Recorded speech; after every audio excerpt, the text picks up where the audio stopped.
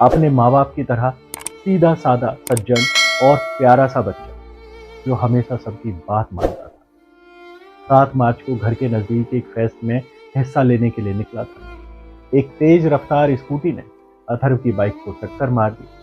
अथर्व ने हेलमेट नहीं लगाया हुआ था, जिस वजह से उसका सिर डिवाइडर से टकरा गया। 2 घंटे तक अथर्व वहीं पर तड़पता रहा। इसके बाद पुलिस ने नजदीकी हॉस्पिटल आकाश में पहुंचाया, जहां उसका इलाज तो चला, लेकिन 12 मार्च को डॉक्टर्स ने उसका ब्रेन डेड घोषित कर दिया। इसके बाद अथर्व के पिता अमित भटनागर और मां रचना भटनागर ने अपनी जिंदगी का सबसे बड़ा फैसला लेते हुए अपने कलेजे के टुकड़े के अंगदान का फैसला किया, जिसके बाद अथर्व ने 7 लोगों को जिंदगी दी। उसके अंगदान से 7 लोगों को नई जिंदगी मिल गई। वहीं उसके माता पिता का कहना है कि हमारा अथर्व तो अब नहीं रहा, लेकिन उसके अंग अब दूसरे लोगों के शरीर में जिंदा रहेंगे।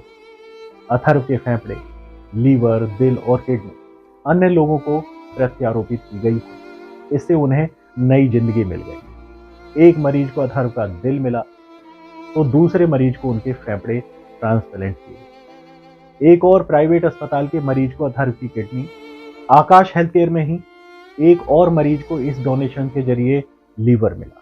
कॉर्निया एक प्राइवेट अस्पताल में दान कर दी गई।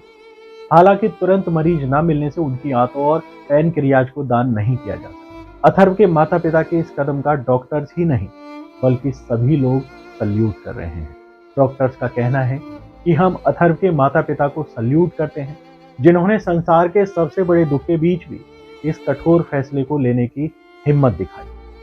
अथर्व उर्फ कुंज बेहद ही सज्जन और सुशील था, बिल्कुल अपने माता पिता जैसा। अथर्व के माता पिता ने आज तक किसी का दिल नहीं दुखाया, किसी के साथ जरा बुरा नहीं किया, लेकिन दूसरे की जरा सी लापरवाही ने उनकी दुनिया उजाड़ दी। रॉन्ग साइड से आ रहे स्कूटी सवार जिस पर 3 लोग थे, ई रिक्शा वाला भी रॉन्ग साइड से आ रहा था। अथर्व ने जैसे ही ई रिक्शा वाले को बचाया तो उल्टी दिशा से तेजी से आ रहा स्कूटी सवार अथर्व की बाइक से भिड़ गए।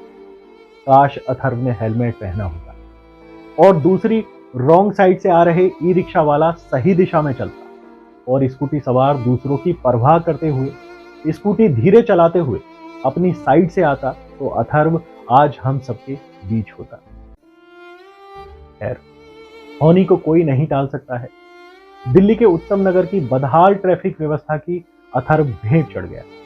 उत्तम नगर में बाइक, ई रिक्शा कोई भी किसी भी दिशा में दौड़ा देते हैं, लेकिन उनकी इस लापरवाही से न जाने कितने एक्सीडेंट होते हैं।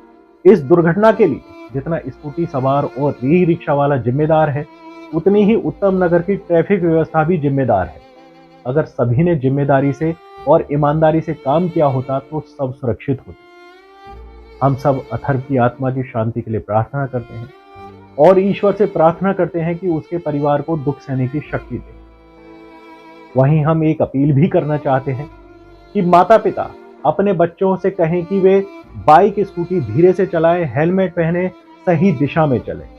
बच्चे माता पिता का संसार होते हैं, उनकी जान होते हैं, लेकिन जरा सी लापरवाही दूसरों की जान पर बनाती है।